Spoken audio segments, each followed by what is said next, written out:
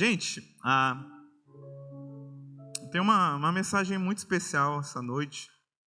Na realidade é uma breve mensagem e, se Deus permitir, eu quero orar por você. Se Deus quiser, se Jesus quiser, se não, a gente vai para casa. Mas eu estou bem livre para aquilo que o Senhor pode fazer ou quer fazer. A minha agenda é do Senhor, a palavra é do Senhor, amém?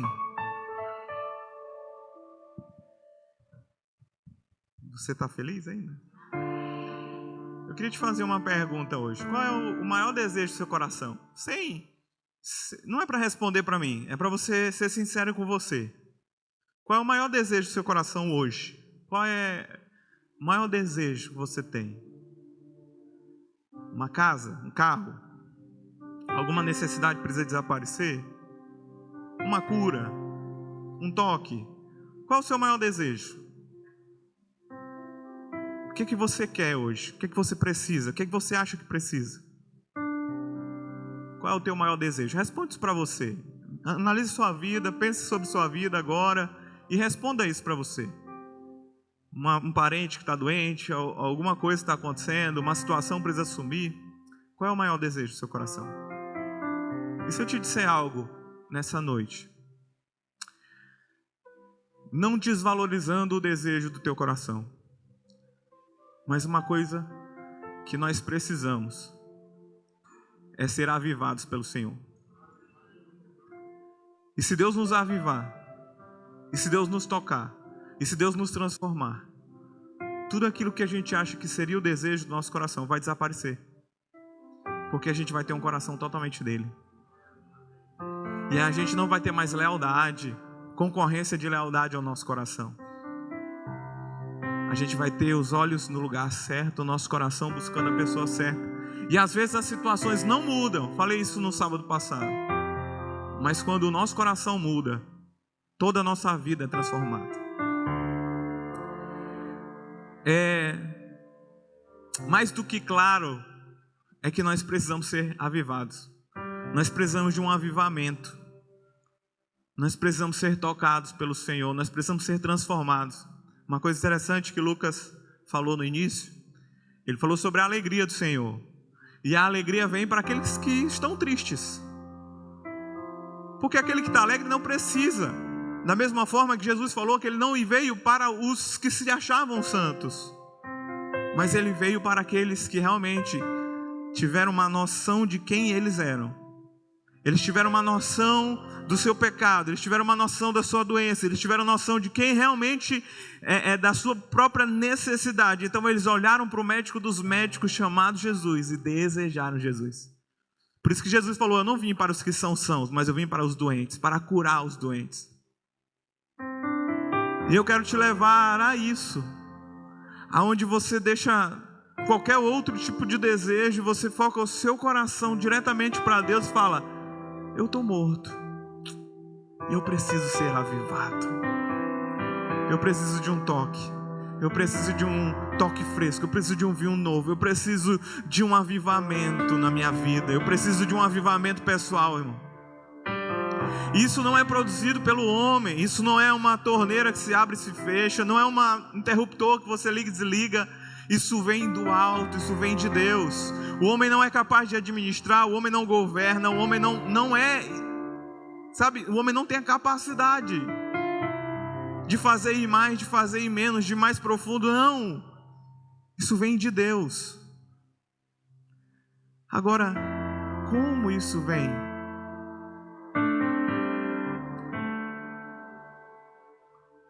A palavra do Senhor fala que Deus, ele não resiste a um coração quebrantado. Você se torna irresistível quando você está quebrantado aos pés do Senhor. Ele não te resiste. Mas ao mesmo tempo, a gente lê que Deus resiste aos soberbos e aos orgulhosos. Aqueles que acham que não precisam, aqueles que acham que estão cheios o suficientes, Deus simplesmente vai ficar. Mas aqueles que estão quebrantados, contritos, Deus não resiste a um coração assim. Então, Senhor, então, meu amigo, minha amiga, meu irmão, minha irmã, sabe o que nós mais precisamos? É de sermos tocados por Deus hoje. Eu não quero desvalorizar a sua necessidade, mas eu quero te apontar um caminho maior do que a sua necessidade. Eu quero te apontar um caminho que é maior do que você apenas satisfazer aquele desejo que é do seu coração. Mas eu quero apontar os teus olhos, fixar os teus olhos em Jesus. E se Deus quiser, que Ele toque a sua vida hoje. Eu sei onde eu quero chegar, irmão. Eu sei qual é o objetivo do culto hoje. Eu sei o objetivo da palavra hoje. É que alguém saia daqui completamente diferente da maneira que entrou. Eu não sei quem vai ser. Eu não sei como Deus vai fazer. Eu não sei se vai ter um grande mover, ou se vai ser músicas lentas ou sem nada aparente. Se vai ser na tempestade, no fogo, se vai ser na música calma, na lenta, não importa como Deus vai fazer. Eu só sei que Ele vai fazer. E se você reconhecer que você precisa, Ele vai fazer também. E eu te digo hoje, irmão, dessa igreja, eu sou o que mais preciso. Meu coração precisa ser avivado. Minha vida precisa ser avivada. Existem alguns sinais, irmão, que a gente começa a perceber na nossa vida. A gente começa a perceber que as coisas não estão tão avivadas como nós achamos que está. Como que eu posso identificar talvez um esfriamento espiritual ou uma apatia? Como identificar se realmente a minha vida ainda está queimando para Jesus? E a primeira coisa que a gente tem que entender é: será que a minha vida não está num piloto automático? É muito comum, gente. É muito comum a gente colocar a nossa vida no piloto automático e vir cumprir um culto dia de sábado. É muito comum a gente se colocar numa zona de conforto onde a gente nunca mais quer dar um passo de fé. Então a gente leva a vida no piloto automático, cumprindo as obrigações de servir na igreja. Mas deixa eu te dizer uma coisa: Jesus não está interessado no que você faz para Ele. Jesus está interessado no seu coração e como você se relaciona com Ele. Você pode servir bem, mas nunca foi o propósito de Deus. O propósito de Deus foi o seu coração, foi o seu tempo. Porque se Deus tem o seu coração, Ele tem você. Não é só uma questão de fazer, irmão. É uma questão de estar junto. É de trancar num quarto e ter um relacionamento com Deus. Eu estava à tarde, botei um louvor e tem uma ministração do Alessandro Vilas Boas em uma igreja, eu não sei se foi Lagoinha, em alguma igreja, e ele estava ministrando e ele falou: meu Deus, igreja brasileira, será que a gente não está tendo culto sem a presença do Espírito de Deus e achamos que o Espírito de Deus está se movendo? Será que a gente não está falando de Jesus, mas não estamos falando sobre qualquer outra coisa menos de Jesus? Será que a gente não está fazendo um culto para qualquer outra coisa a não ser Jesus? Será que Jesus ainda é o centro da nossa igreja? Ou seja, às vezes a gente se coloca tanto no automático, que as mensagens, as músicas, elas não fazem mais sentido. Elas só repetem e saem da nossa boca como sons, como sinos que retine, porque o amor ficou para fora. Então a gente só abre as nossas bocas, o som sai, mas não tem mais sentido, porque a gente perdeu. A gente se colocou no local de apatia. Apatia, você se acomoda com as situações ao teu redor. Então as coisas não estão do jeito que Deus quer para a tua vida, mas você se colocou em um local e se acostumou com o status quo, com as circunstâncias. Eu lembro, irmão, que alguns anos atrás eu quebrei a perna. E passei alguns dias antes que eu pudesse operar, por conta de plano de saúde. E eu coloquei um gesso na minha perna. E fiquei uns 2, 3 dias com esse gesso. Depois fui para o hospital para fazer a cirurgia. No mesmo dia, fiz a cirurgia. No outro dia, irmão, tinha só uma tala. Quando eu fui liberado do hospital, tiraram o gesso. E falou, agora daqui a 3 meses você começa a andar. E aí você vai seguindo a vida. Daqui a 3 meses o osso calcificou. Temos um médico aqui. Você vai começar, mas você não precisa mais de gesso. Porque você já botou os parafusos, já você botou, tá tudo. Só que, irmão, toda vez que eu olhava para o meu pé, naqueles dias que foram bem recentes, eu falei, meu Deus, vai quebrar. E eu ficava com muito medo, porque de alguma forma eu me acostumei com aquele gesso. Era cômodo para mim, porque eu me sentia seguro. Então foi todo um trabalho para que eu pudesse voltar a andar. Então depois de 3 meses, eu tive que, óbvio que eu já colocava o pé para baixo, e toda vez que eu colocava o pé para baixo, parecia que explodia o meu pé, ele inchava. Enfim, foram várias situações. Mas, cara, eu comecei a andar de muleta. Primeiro foi de cadeira de roda, depois eu comecei a andar de muleta. E deixa eu te dizer, é cômodo demais alguém te empurrar. É muito bom alguém te colocar na cadeira e te empurrar. É muito bom você andar com a muleta, porque você está com medo da fratura que você teve no pé. Mas se eu parasse somente nesse nível, eu nunca mais ia andar como eu andava antes. Porque eu ia me acostumar com a cadeira, eu ia me acostumar com a muleta. Então, se eu me coloco nesse lugar de apatia, eu só ando de muleta. Então, eu me apoio em uma situação e deixo aquela situação, por quê? Porque eu estou andando. Eu estou andando, mas eu estou andando de muleta. Mas eu estou me locomovendo. Mas Deus não te deu essa muleta para tu andar. Deus não te deu essa cadeira para você andar. Mas a gente se agarra a algumas situações da nossa vida, nos colocamos num local cômodo demais. E a gente não quer botar os pés para fora do barco, porque tem onda, é água, a gente nunca andou. E aí o que acontece, irmão? A gente perde de experimentar aquilo que Deus tem para a gente, porque nos acomodamos no conforto. Então a gente não dá mais um passo de fé. Este é um sinal de esfriamento. É quando a minha vida, ela se acomodou a um conforto de umas circunstâncias na minha vida. E talvez você está me julgando agora e falando assim, pastor, mas você não sabe o que eu estou passando. Você não sabe o que eu estou enfrentando. E eu quero te refazer essa pergunta. A questão é que você ainda não conhece o Deus que fez todas as coisas. É que você ainda não conhece o Senhor que dá ordem ao mar e ao vento. É que talvez você está acomodado demais com a força do seu braço e não está deixando Deus fazer aquilo que Deus quer fazer na sua vida, por causa de um conforto, por causa de um sofrimento que você acha que não precisa passar ou com medo de passar.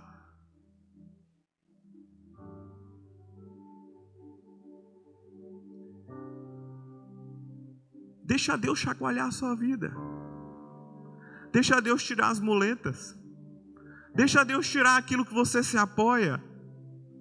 Porque, irmão, quando você estiver só, vai surgir aquele que pode te dar a mão. Vai surgir aquele que pode caminhar contigo. E em vez de você se apoiar numa muleta que você mesmo produziu, Deus pode te apoiar e te sustentar naquilo que Ele produz na sua vida, através da sua fé. Então, se eu identifico a apatia, hoje é o dia de dizer adeus.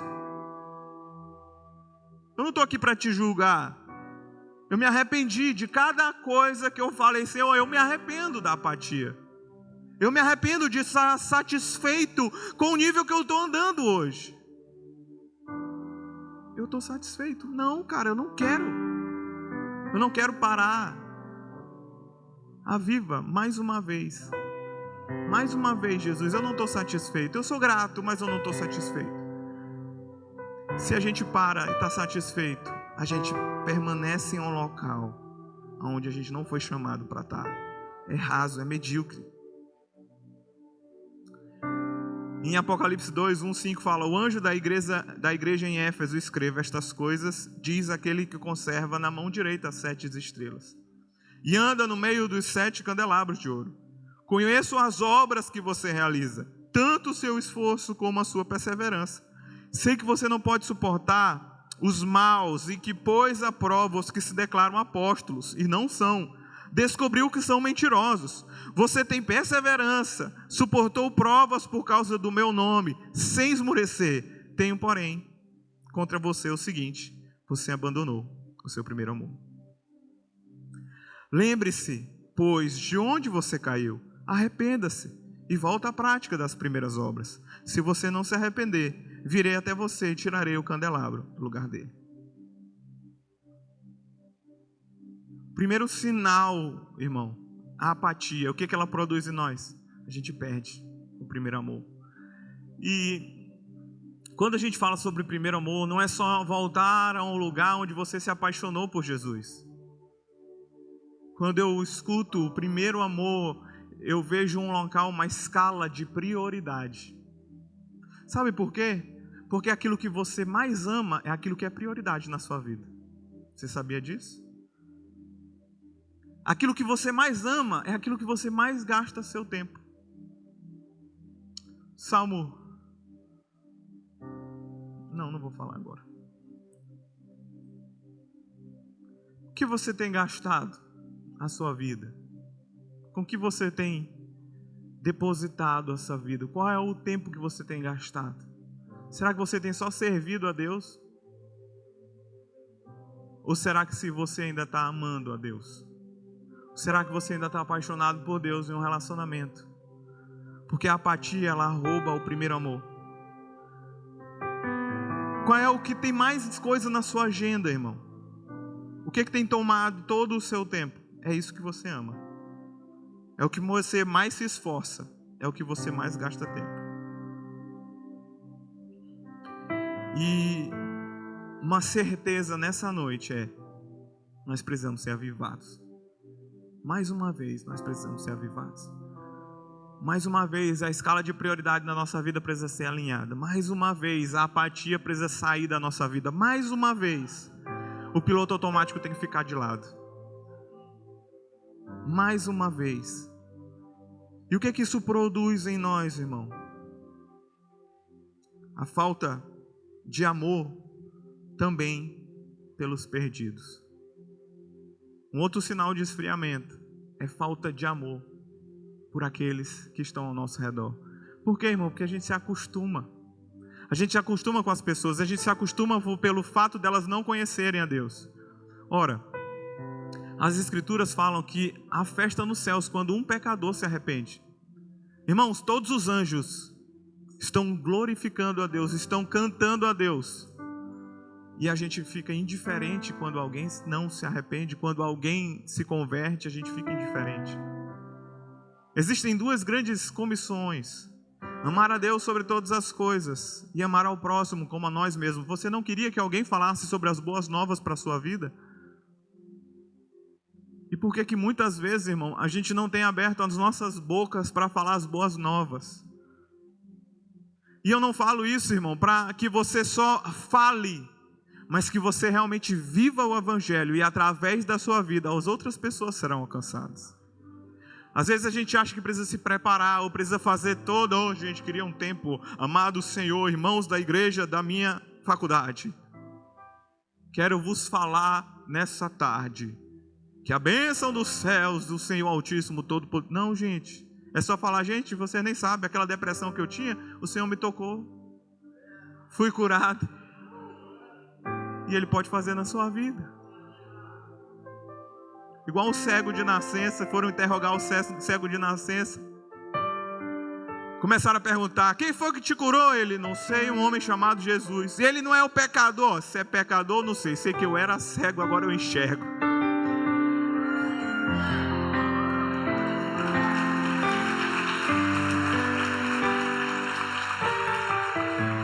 Aí talvez você fale assim: eu não tenho curso de teologia, eu não sou pastor, não sou líder de célula. Tudo bem. Mas deixa eu dizer, um problema que eu tinha eu não tenho mais. Eu não sei se eu sou modernista, milanesa não. A milenista.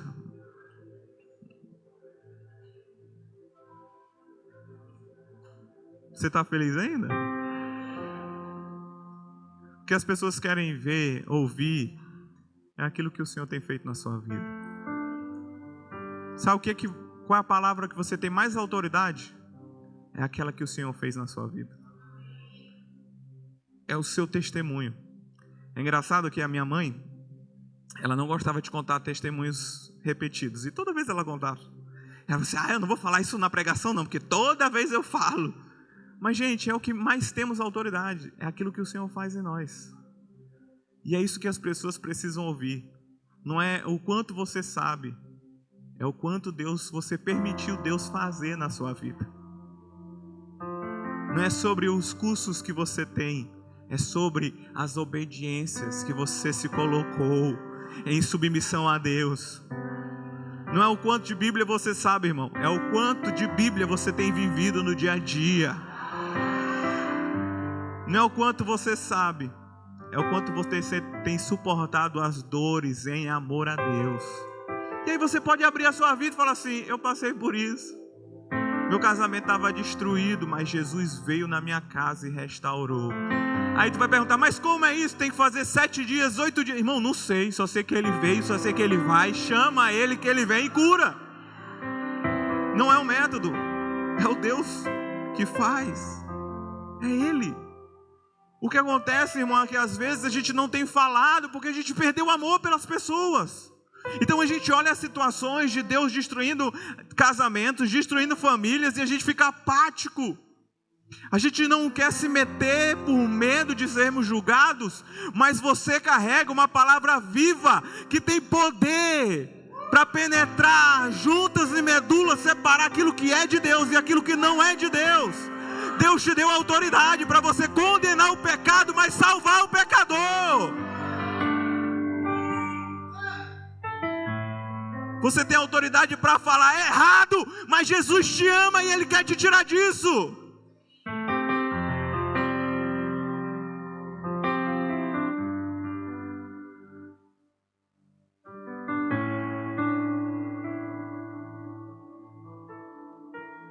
Terceiro sinal que a gente vai se esfriando e não percebe, irmão, é pecado de estimação, pecado escondido.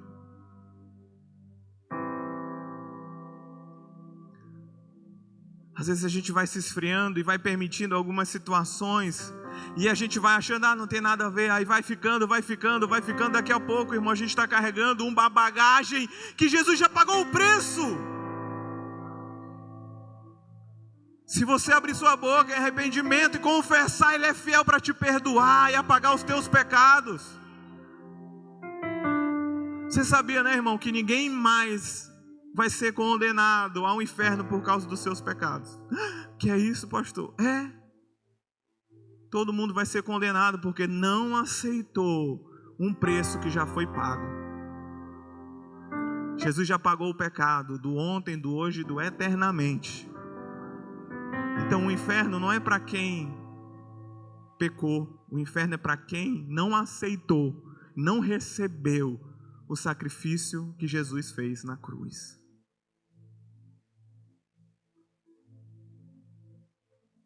Então, irmão, não permita você perder o temor pelas coisas santas do Senhor. Não permita, irmão, você perder a reverência pelas coisas que são santas. Não permita, pelo amor de Deus, famílias sendo destruídas, porque homens e mulheres perderam o temor da aliança. Talvez você está pensando, pastor, eu pensei que era uma oração para me sentir um arrepio, cair no chão. Bem enganado, porque sem arrependimento não tem avivamento.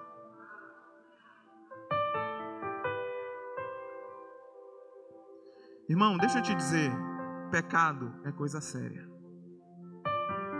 Não há como negociar. O pecado ainda é coisa séria. O pecado é coisa séria. Talvez você está me olhando agora e falando assim, tá bom, e você não peca? Peco. Mas a gente tem que ser rápido em perdoar, rápido em pedir perdão, rápido em se livrar daquilo que quer nos consumir, rápido em deixar para trás aquilo que precisa ser esquecido, rápido. Porque os percalços, as dificuldades, o errar o caminho, ele vai fazer parte da minha vida e vai fazer parte da sua vida. Porque nós somos carne. Amém? Mas não deve permanecer na sua vida. Não deve permanecer. Outro sinal que há esfriamento por parte de nós é facção e divisão no corpo de Cristo. Irmão, 90% das divisões, inimizades, fala-se a respeito de fofoca. Que é isso, pastor? É fofoca. Fofoca tem destruído amizades. A língua tem um poder da morte. E você está matando os seus amigos através da fofoca. Fofoca. Falta de perdão. Pessoas que foram feridas. E eu não, mais uma vez, eu não quero desmerecer as suas dores. Eu só quero te falar uma coisa. Se você não perdoar, presta bem atenção no que eu vou falar. Olha para mim.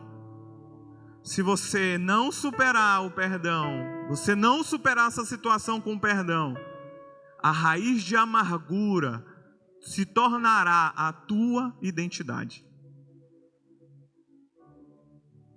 Vou repetir. Se você não superar a situação e não liberar perdão, a raiz de amargura será a tua identidade. E o que isso acontece, irmão? Você começa a despejar lixo nos outros de amargura, porque você não liberou perdão. Porque você passou por uma situação e olha, eu já feri e já fui ferido. Mas o que me sustenta hoje é a graça de Jesus. Irmão, o antídoto da raiz de amargura é olhar para a graça. Porque quando eu olho para a graça, eu sei que eu sou perdoado, então eu consigo perdoar. Quando eu olho para a graça, eu sei que eu não merecia e também a pessoa não merece, mas eu consigo liberar perdão. Quando eu olho para a graça, eu sei que a graça de Deus é suficiente, então eu não preciso de nada que alguém possa fazer para eu me sentir melhor, porque a graça de Deus já liberou o que eu preciso na minha vida, então eu posso deixar isso para trás. Eu posso perdoar, eu posso deixar passar, porque eu sei que quem me sustenta não é ter um bom nome na vizinhança, mas é olhar para Jesus e ver que Ele me olha com bons olhos. Então não é sobre os outros, é sobre mim. Será que você pode começar a liberar perdão agora? Será que você pode liberar, irmão, talvez um líder que te magoou? Será que você pode liberar uma pessoa que te feriu? Será que você pode deixar para trás e falar assim: Senhor, eu sei que o Senhor me perdoou, eu não merecia, mas o Senhor morreu naquela cruz, eu quero liberar agora essa pessoa, ela não merece, mas eu quero ser livre.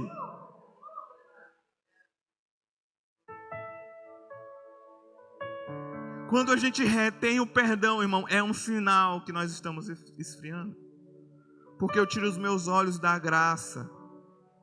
Eu tiro os meus olhos, sabe, daquilo que Jesus fez.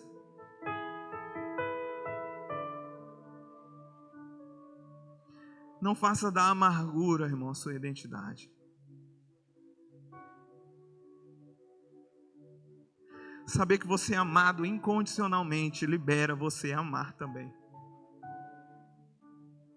Saber que a experiência com a graça te transforma, você pode ser transformado por ela. Saber que a graça libera o peso da amargura te traz paz. Saber que a amargura causa divisão, mas a graça, ela unifica o corpo de Cristo. A graça é o antídoto de toda a amargura e de toda a falta de perdão. Outro sinal que a gente está esfriando é o orgulho, a arrogância, a autossuficiência. O Senhor, Ele quer trazer de volta o calor no nosso coração, mas às vezes a gente acha que está queimando, e a pior besteira que a gente faz é porque a gente se coloca em um lugar que a gente não pode ser tocado por Deus. A gente se coloca no lugar de achar que a gente não precisa. Então, não, eu estou bem, estou cheio, estou suficiente. Não, eu já vivi muitas coisas, vocês estão só experimentando. Então esse lugar de orgulho, esse lugar, eu sou um pastor. Pastor não se submete a esse tipo de culto. Aí que é a maior besteira que a gente pode fazer. É se fechar por aquilo que o Senhor está nos movendo. É se fechar por orgulho, por achar que a gente não precisa. Achar que está suficiente no lugar que eu estou vivendo. Achar que pelo fato de eu estar vindo no culto, não estou matando ninguém, não estou roubando ninguém, estou vivendo a minha vida, tenho dinheiro na minha conta. Então você está autossuficiente, orgulhoso, e é uma vanglória, uma glória vã. Porque você se gloria de uma coisa que é vão. É ínfimo, é pequeno. Então você se enche, eu tenho recursos, não preciso disso. Não preciso de Deus, eu tenho dinheiro na minha conta. Eu não preciso de Deus. Final de semana eu vou alugar um iate, vou para Roma, em Mônaco, sei lá. Viajei. Mas tem gente, a gente está rindo, né, irmão? Mas tem gente que se apoia nas suas próprias riquezas. Tem gente que acha que a saída vai ser fazer uma viagem no dia que estiver triste, ou comprar uma bolsa da Gucci quando estiver deprimido. Mas no final das contas, eu não sei o que é isso, irmão. Não tenho dinheiro para comprar uma bolsa. Ainda, amor. Vou te dar um dia. A gente não pode nem falar no culto, estão gravando.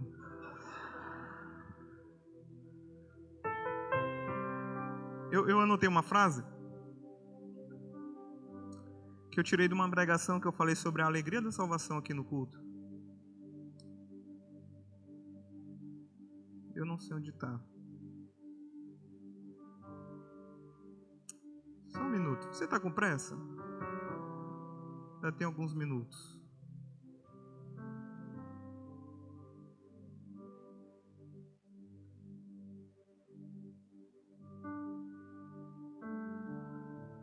Você pode dar um glória a Deus aí, um aleluia. E, cara, essa frase vai casar.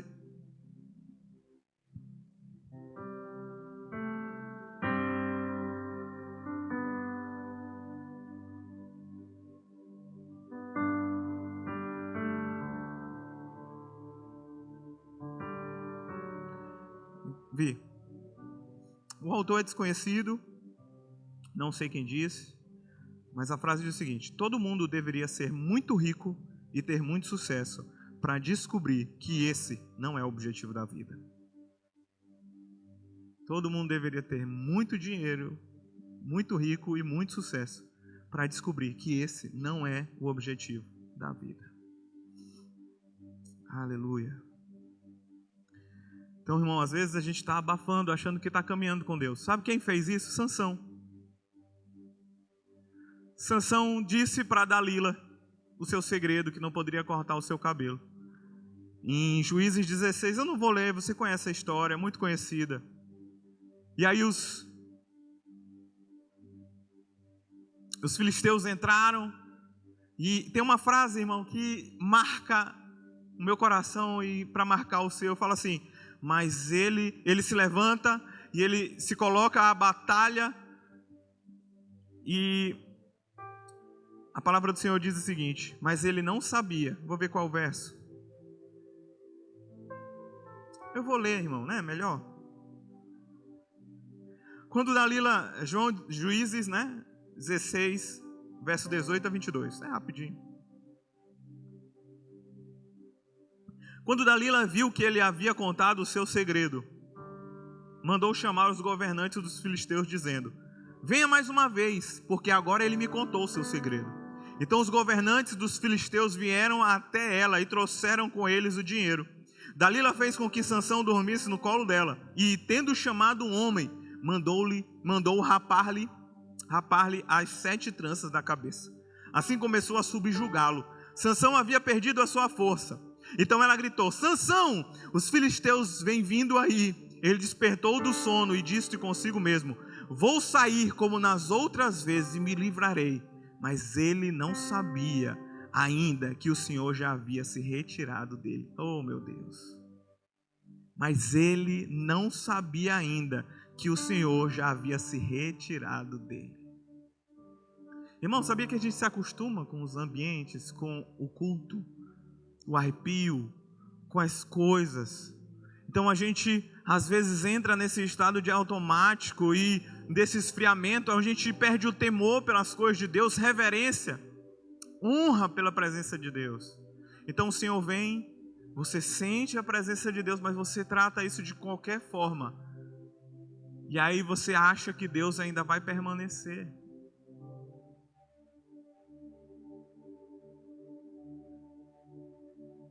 Irmão, Deus me livre que essa frase possa ser dita por algum de nós nessa igreja. De achar que a gente vai fazer como a gente sempre fez e achar que Deus vai estar lá. Por causa do orgulho. Por causa do orgulho, ele brincou com o pecado, perdeu, tomou. E o Espírito de Deus se afastou de Sansão. Então, irmão, qual é o tipo de avivamento que a gente precisa hoje?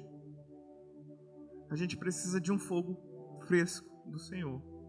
A gente precisa que o Senhor nos visite mais uma vez, irmão, aquecendo nosso coração por amor às coisas dele. A gente precisa de um toque do Espírito de Deus para acender o nosso coração. A gente precisa ser avivado, irmão. Se você identificou algum dessas coisas que eu falei, se você se identificou em alguma coisa, irmão, existe um caminho hoje. É você ser tocado por Deus, é você se arrepender e abandonar isso. E você ser cheio novamente por Deus, cara. Então nós precisamos primeiro de um fogo de Deus. Nós precisamos do fogo de Deus. Nós precisamos do Espírito de Deus. Nós precisamos ser batizados pelo Espírito Santo. Nós precisamos ser cheios do Espírito Santo. Nós precisamos, sabe, nos relacionar com o fogo. E talvez vocês venham, pastor, mas tu não sabe, a minha vida está assim, irmão, eu acabei de te falar, para de ficar brigando contigo mesmo. O sinal é olhar para a cruz, é olhar para Jesus, ele já perdoou os teus pecados, agora ele quer derramar fogo sobre a tua vida, sobre a tua casa. Deixa todo espírito de condenação, repreendo agora, em nome de Jesus, todo espírito de condenação, todo espírito querendo te parar. Prossiga, meu irmão. Existe uma promessa que é profetizado há 1000 anos atrás, não, 5000 anos atrás, sobre um espírito que haveria de vir. E essa promessa é para você. E Jesus já fez a parte dele. Você só tem que permanecer em Jerusalém, revestir de poder. E aí a gente pode escutar, irmão, os ventos se batendo, as línguas de fogo descendo e você sendo cheio. Se tornando uma testemunha viva do poder e da glória de Deus. Quantos querem ser cheios de Deus? Você quer ser cheio de Deus ou quer continuar uma vida apática? Quer ser cheio de Deus ou você quer continuar uma vida sem amar as pessoas? Sabe o que a gente precisa, irmão? Como Davi, quando peca, ele ora e fala: Senhor, não retire de mim o teu espírito, mas antes restitui a alegria da tua salvação. Irmão, às vezes a gente é apaixonado por tantas coisas lá fora, irmão, que a gente perde a alegria pelas coisas de Deus, porque a gente acha que o culto vai estar ali todo final de semana, então a gente perde a alegria pelas coisas de Deus. Deixa eu te dizer, já é a 5ª vez que eu falo isso aí, mas eu vou te dizer uma coisa: nossa igreja é comprometida com a agenda de Deus. Talvez no próximo final de semana, irmão, não tenha culto. Como assim, pastor? Se Jesus mandar a gente fazer, a gente vai fazer. Então não ache que todas as coisas que nós estamos fazendo amanhã vai ter aproveito que Deus está liberando sobre a sua vida hoje. Se tem um encontro, vá. Se tem um culto, vá. Se tem uma vigília, vá. Porque amanhã só Deus pertence. Então às vezes a gente se coloca: não, eu vou na próxima. Não, você está perdendo. Porque nós somos uma igreja comprometida com a nuvem de Deus. E quando ela se mover, nós vamos nos mover. E se você não aproveitou, você perdeu. Você perdeu uma oportunidade. Vá para a célula no dia que tiver. Porque, não, eu não vou essa semana, eu vou na próxima. E se não tiver na próxima? Você perdeu. Você perdeu, deixou passar aquilo que era de Deus para a sua vida. Um culto normal, simples, mas é um culto que a gente recebe. Não é uma pregação boa, não foi um louvor bom, mas o Espírito de Deus me tocou e eu fui mudado. Mas agora eu fico cancelando as oportunidades de me encontrar com Deus, porque eu tenho uma coisa melhor, porque eu sou mais apaixonado por outras coisas. Irmão, você ser apaixonado pelas coisas do mundo, sabe, não é errado. O errado é quando você ama mais as coisas do mundo do que as coisas de Deus. Então é muito melhor eu ir assistir um jogo do que vir para uma vigília.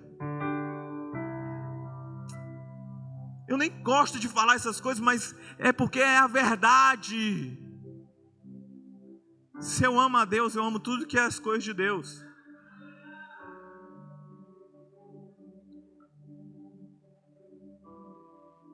Vira para a pessoa que está do seu lado. Com voz de profeta. Fala assim: eu amo esse pastor.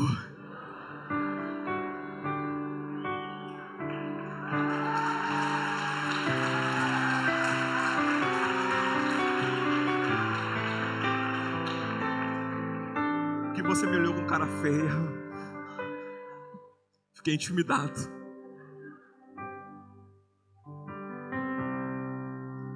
A gente precisa, irmão, da alegria. Alegria. Da paixão. Sabe o que move o coração de um homem? É a paixão.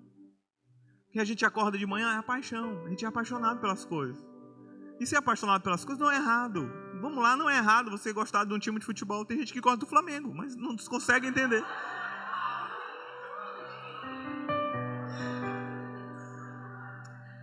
Eu não sei como alguém consegue gostar.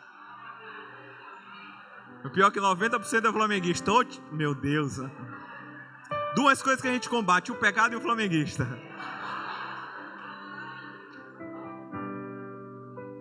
Vira para a pessoa que está do seu lado. Eu ainda amo esse pastor. Ele falou mal do meu time, mas eu ainda amo ele.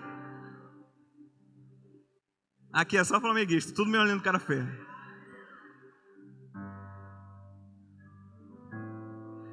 Você amar as coisas, irmão, você pode gostar de futebol, você pode gostar de videogame, você pode gostar das coisas, irmão. Gosta lá do beach tênis, gosta lá do crossfit, gosta lá da academia, gosta lá de todas as coisas, irmão, mas não pode gostar mais dessas coisas e não gostar de Deus. Pode gostar de dorama, pode. Mas, meu irmão, você não pode gostar mais de dorama e esquecer da tua Bíblia.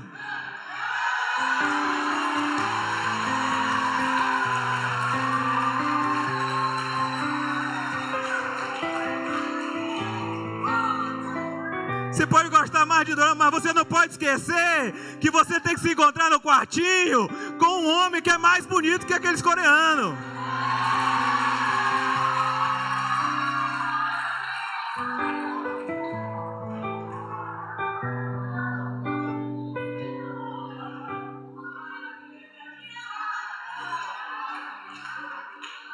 Deixa eu ser profeta na tua vida agora. Olha para Jesus, varão. Olha para Jesus. Eu te juro. Não, vou falar isso não. Vou me conter. Mas o meu medo é um coreano entrar na igreja. Vou te mentir não.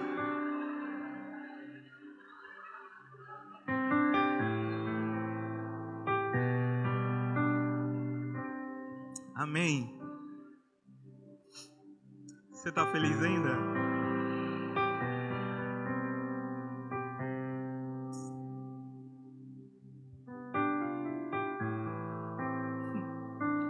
Duas coisas que o Salmo 51:12 fala: restitui a alegria da salvação. A gente precisa ser alegre pelas coisas de Deus. Eu preciso ser alegre no culto. Eu preciso vir alegre para o culto. Eu não preciso vir com cara de vaca, achar eu vou fazer aqui, cumprir só mais um sábado. Eu preciso ser alegre. Eu preciso gostar das coisas de Deus. Eu preciso gostar de falar sobre Deus. Qual é o assunto que você sai para conversar, irmão? Se eu sou alguém apaixonado... Gente, eu vou falar só... Gente, uma coisa. Quando entrou esse CrossFit, você lembra? A pessoa só falava de CrossFit. Se você não falasse de CrossFit, hoje é beach tênis. Já foi bicicleta, hoje é beach tênis.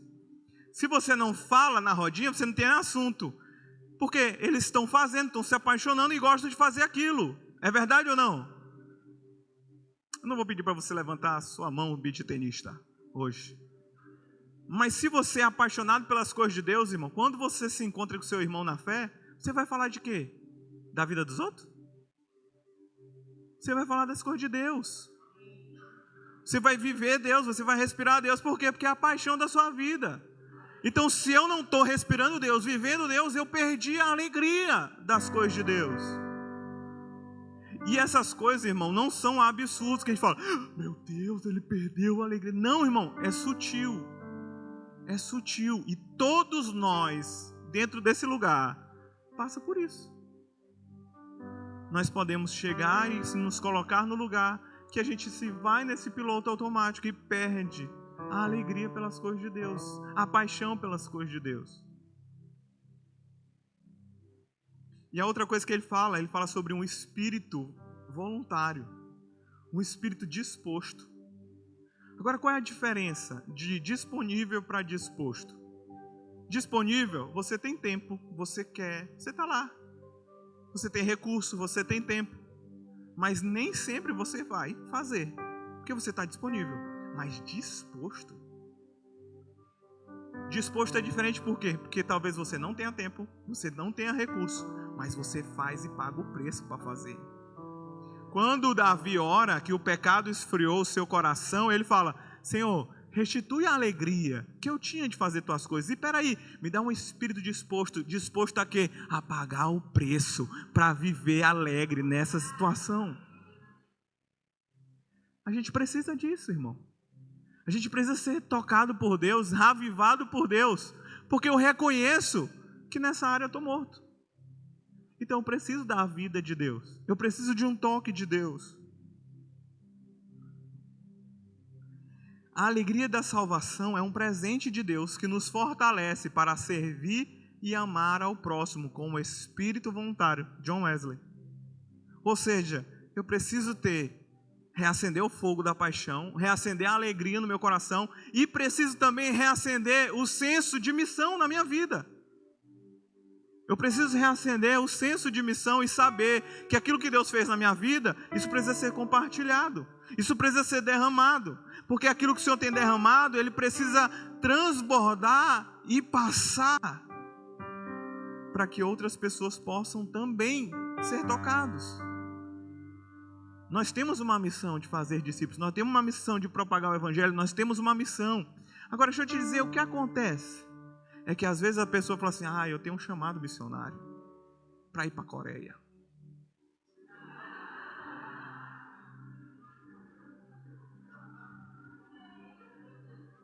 Eu fui chamado por Deus para ir para a Coreia.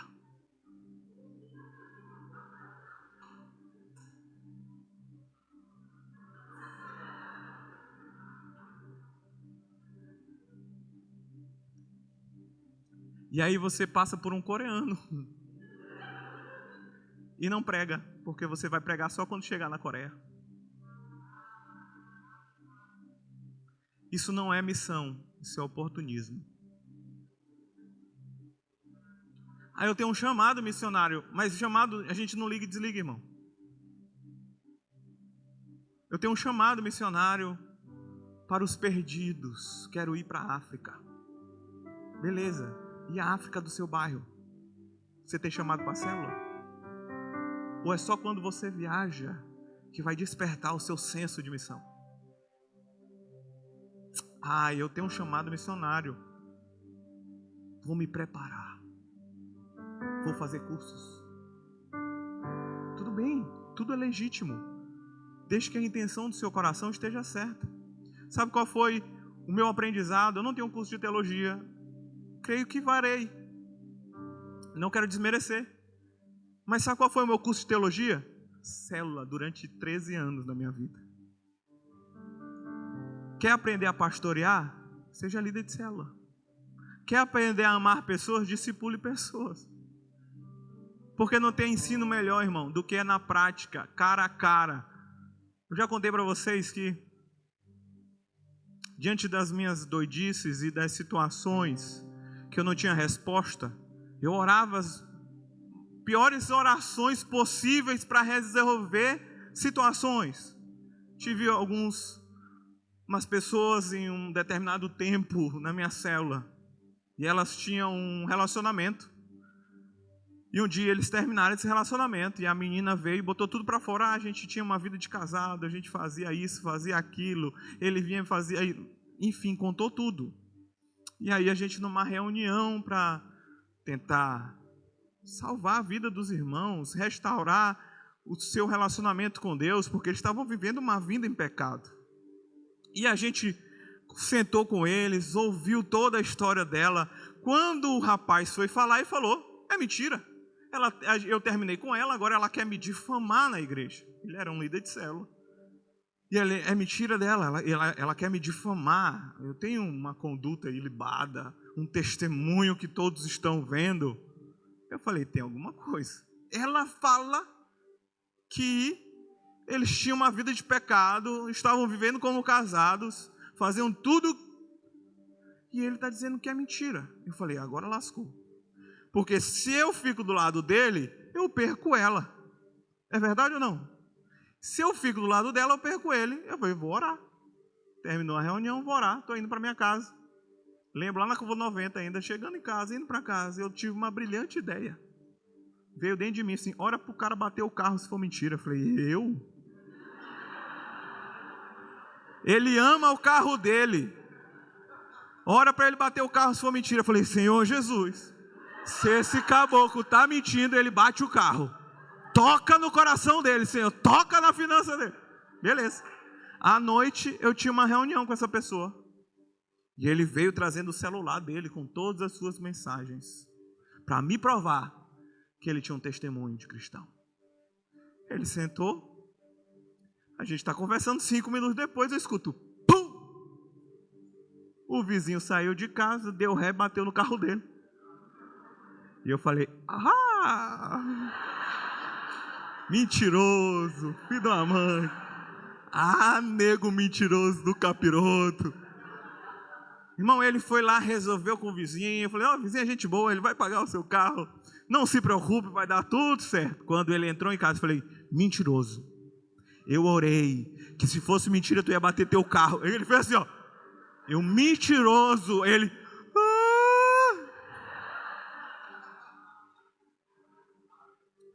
Isso o curso não te ensina, irmão.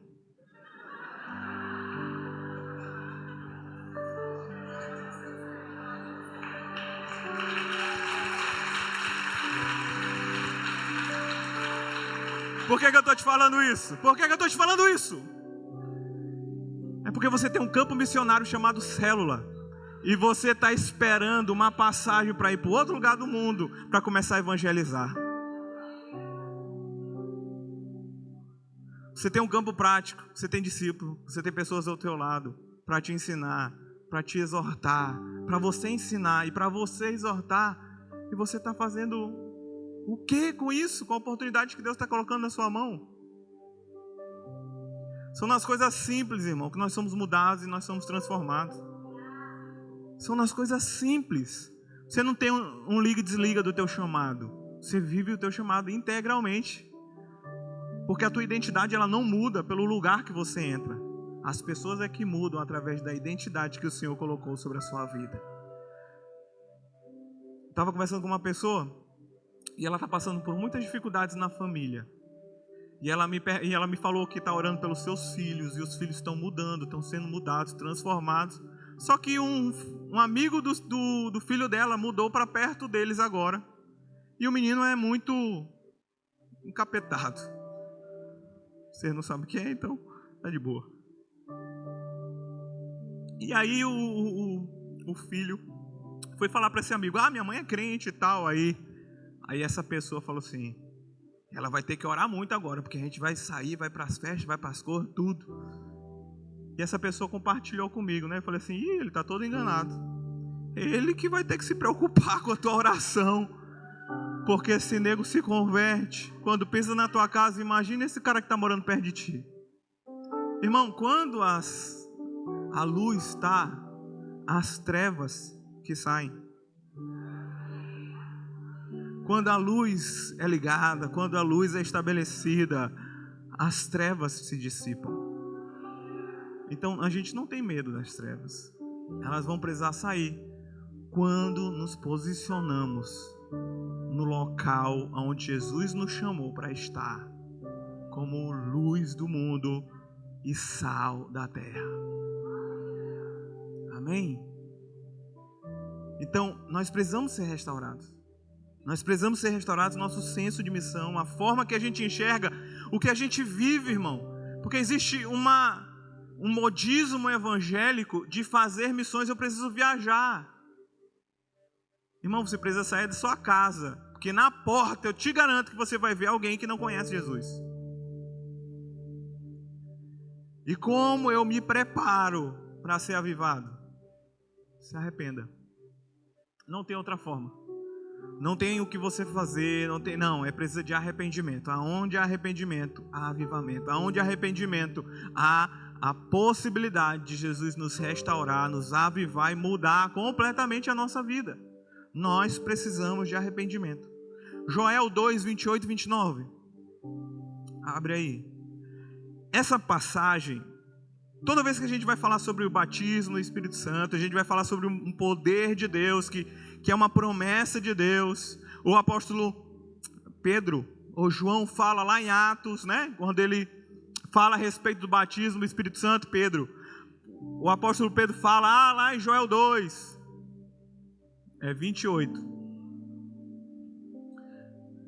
E fala, acontecerá, depois disso, que derramarei meu espírito sobre toda a humanidade. Os filhos e as filhas de vocês profetizarão, os seus velhos sonharão, e os seus jovens terão visões.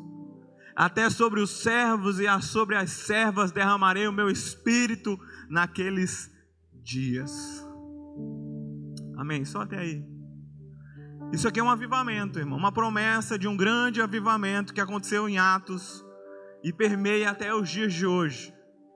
Porque o apóstolo Pedro fala, isso vos diz respeito a vocês, a vós outros e a tantos quanto o Senhor chamar. O Senhor está chamando você, irmão? Essa promessa para você, amém? Derramarei sobre toda a carne o meu espírito. Vossos filhos e vossas filhas profetizarão, vossos velhos terão visões. Isso é um derramar, o avivamento do Senhor. Mas como começa? No verso 28. Como começa? A gente não percebe as coisas. E acontecerá o quê? E acontecerá o quê? Depois disso o quê? Depois disso o quê? Não. Depois de arrependimento. No verso 17, 18, 19, 20, 21, 22, 23 até o 28. Joel está falando sobre arrependimento. Fala, sacerdotes, profetas, chorem, se arrependem entre o pórtico e o altar, chorem, se coloquem de volta pela graça e a misericórdia, se arrependam dos seus pecados, porque depois que tem arrependimento, há avivamento. Vamos ler?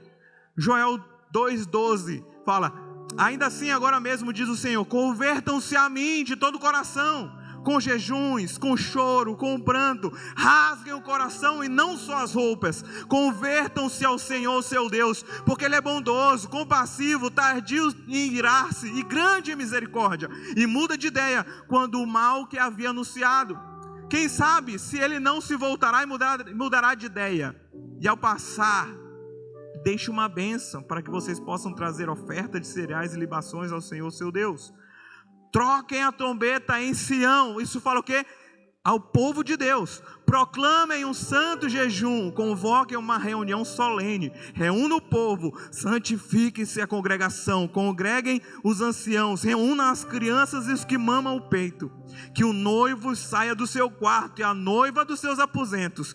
Que os sacerdotes, ministros do Senhor, chorem entre o pórtico e o altar. E orem. Poupa o teu povo, Senhor. E não faças da tua herança um objeto de deboche e de zombaria entre as nações, porque é onde dizer, aonde está o teu Deus? Aí Joel vem com a compaixão de Deus, e ele fala, depois disso, depois que o povo se arrepende, depois que o povo ora, depois que o povo jejua, depois que o povo se humilha, depois que o povo se coloca na mão de Deus, vem um avivamento. Vem um avivamento.